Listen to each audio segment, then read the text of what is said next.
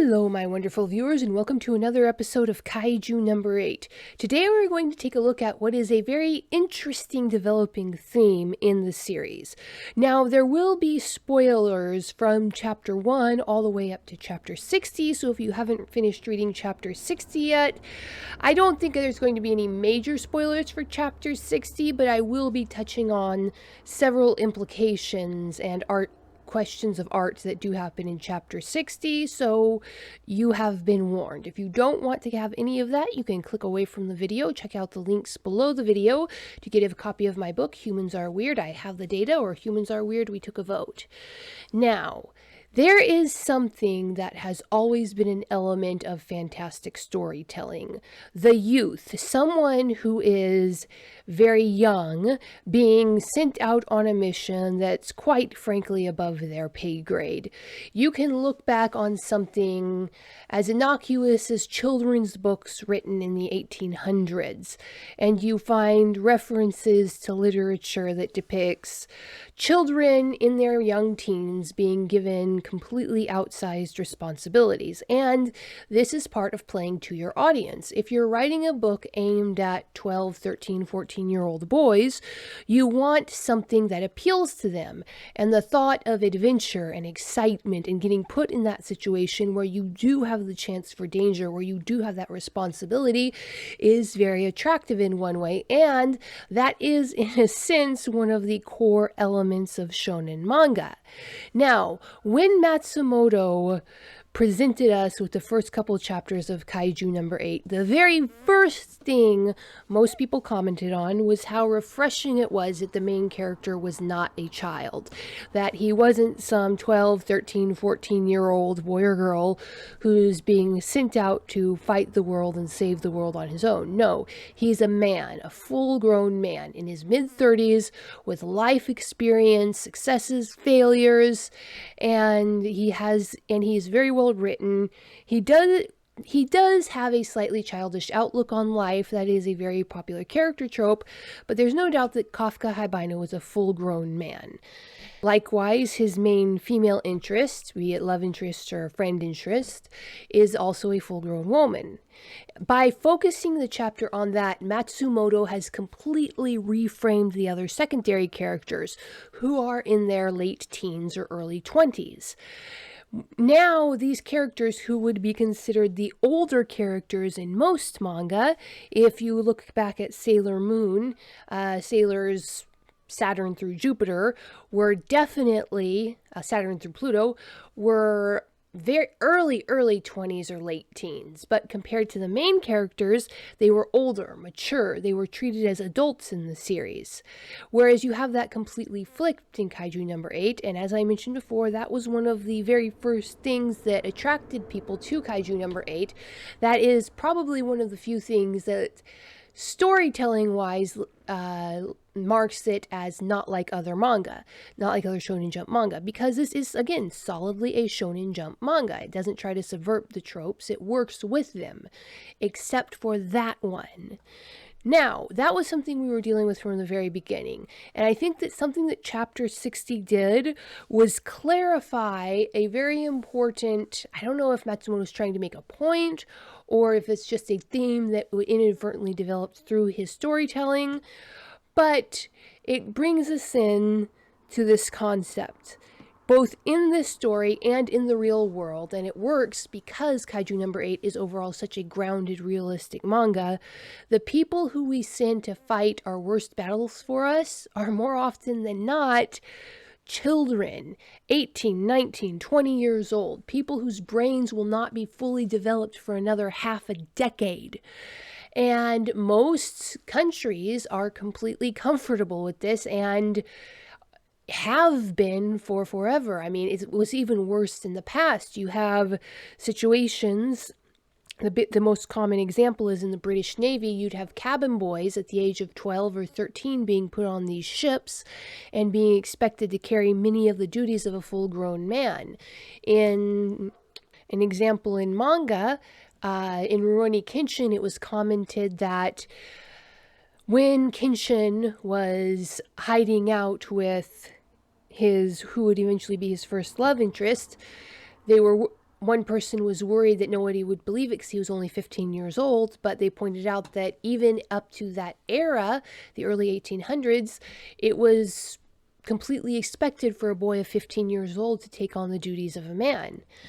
And so this was something that was, of course, like many things, much worse in the past. But even now, 18 to 20 is the standard sign-up age for most militaries in the world.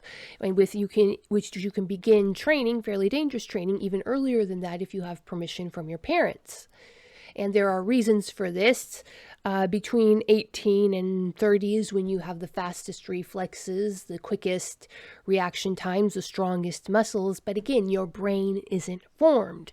And this is just a reality that all of humanity has accepted for all time. There's a reason that Great Britain talks about all the boys who died in the trenches, because many of them were boys. So where am I going with this? What does this have to do with chapter 60 of Kaiju number 8? You see this interaction between Aiharu and Rinu. And in of itself, it's just kind of heartbreaking because then you have the layered on interaction between Reno and the 4th Division commander, and then you have behind all of that the background of the interactions between Reno and Kafka. When we see Reno in relationship to Kafka, Reno is obviously a very young man, almost a child by Kafka's standards. And with Kafka as our perspective, with this full-grown man as our perspective, even though he's on the younger end of being a full-grown man, we can see how young Reno is, how young Kikoru is. Then we also have the full-grown character of the 4th Division commander, and he clearly has stated in previous chapters that he has moral issues with sending out this 19-year-old boy with a weapon that is literally draining his life force away from him. But this is the situation they have. Reno is insistent. The military force, the defense force is allowing this, and Reno is all for it. So the 4th Division commander goes along with this, but places strict limits on Reno. Then you see the emotional interaction between Aiharu and Reno in this chapter. And without giving away any spoilers for the chapter, it just illustrates how young Aiharu is emotionally. And Aiharu is older than Reno. And the reactions that Aiharu is having are perfectly natural, and they're normal, and they're reactions that every human has had. But they are the reactions of a child, the emotional connection, the frustration. These are the reactions of someone whose brain is not fully developed, and we were all there. So these are not reactions you look down on. These are all reactions that we had at that age. But if it happened to a full-grown man, if Kafka was experiencing these reactions, it would be a negative thing because it would mean his mind had failed to develop when it should have in his mid-20s. And this, I am 99% sure that this is not just inadvertent on Matsumoto's part. This chapter that gives us this clear look at these sacrifices these boys are making to defend what they care about. Because look at the kaiju in this chapter. Now, the kaiju are very interesting. Because of Matsumoto's art style, because of the simplistic nature of manga in the first place, none of these kaiju are really grotesque. There's something about the simplified art style that just protects you from having to see squicky stuff for the most part. Now, there are manga artists who can make things squicky, but in manga, because it is so simplified, you can't see pustules on people's faces very well because of the simple line art style. This is one of the main reasons that I prefer reading manga to watching anime. A scene that gave me no squick sensation in the manga might in the anime because of the higher resolution, but that's neither here nor there. The kaiju, none of them are really in their healthy, pre-blasted to pieces forms, except possibly for kaiju number 9 when he is injured and regenerating. These are not disgusting-looking creatures. They're natural creatures. And because of that, The human brain recognizes that this is a healthy, natural creature, so they're not disgusting. But even so, they might be terrifying or disturbing. For instance, Kaiju number 6 was distinctly terrifying, as was Kaiju number 2. The Godzilla Kaiju are utterly terrifying, and the Salamander and Ant-type Kaiju might be a little disturbing, but they're not squicky. Even so, even taking that into account, that most of these Kaiju in their natural state are not unpleasant to look at, the Kaiju that they were facing today, the mole type Kaiju, they're kind of cute, or there's something that it is pleasant to look at a picture of. These Kaiju, they're a very basic mammal, or they're a cross between a mammal and a lizard. It's like if somebody crossed a Komodo dragon with a mole. And that is an interesting creature to look at. There's nothing in it that will repulse you. These creatures are aesthetically pleasing, these mole kaiju that we see in chapter 60. And you have the Hanju and the Yoju. Now, instead of a differently shaped Yoju, which happens, the Yoju are basically just tinier mole creatures. Now, when you see a mini-me version of a creature, it is the natural result of the human brain to say, oh, that's the baby. And to have sympathy for it because it is younger and cuter and smaller. Kittens, puppies, ducklings, chicks. Unless you have like a baby owl that hasn't grown in its feathers yet, the human brain is built to respond to neonatal proportions. If we see something that is obviously baby, our brain is built to like it, to sympathize with it, and to try and protect it. And in this image, let's see, what page is it on? In this chapter, we get to see a distance view of the mole creatures stomping through the forest, and you clearly see the big mama Hanju, and then you see the little baby Yoju. Now, the proportions are very, very telling. The Yoju version of these kaiju is much smaller than the Hanju compared to other kaiju that we've seen. And it's a little bit chunkier, and the head's a little bit larger in proportion to its body. That little kaiju that we see in the middle panel on page number 5, it is very, very deliberately meant to look like a baby. And Matsumoto is such a good artist that cannot be coincidental. And then we see it torn apart in front of its mama, which actually, even though you're rooting for the Defense Force members, even though you want this thing to die, I certainly couldn't help feeling a bit of sympathy for this poor little animal. It's not guilty of anything. This one distinctly is just a dumb beast that must be destroyed to protect the human population. This is the reality that you live with on a daily basis if you live out on a farm or out in a rural area. And yet, you can't help feeling sympathy for these Yoju because they are deliberately drawn to look like babies. And our first introduction to this class of kaiju is seeing a mama hovering protectively over her babies. That's how the human brain is going to translate that panel on page 5. Even though it's just a Hanju, its Yoju spawn off and it would probably eat them as soon as do anything else.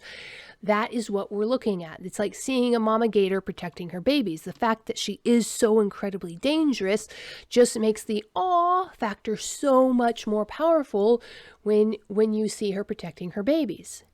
And again, this is all the artwork. This is all implied. There's none of this in the story. And Matsumoto distinctly did not need to do this. And again, Matsumoto's ability to bring artwork to life, to put exactly what he intended into the artwork is top-notch.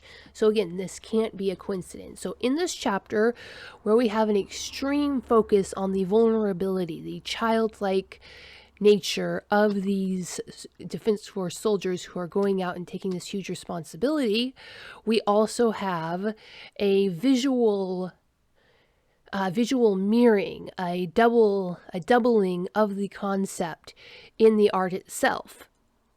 And what that tells me is that Matsumoto is very deliberately creating a running theme in his story about the burden that we as humans have always placed on the youngest members of our armed forces.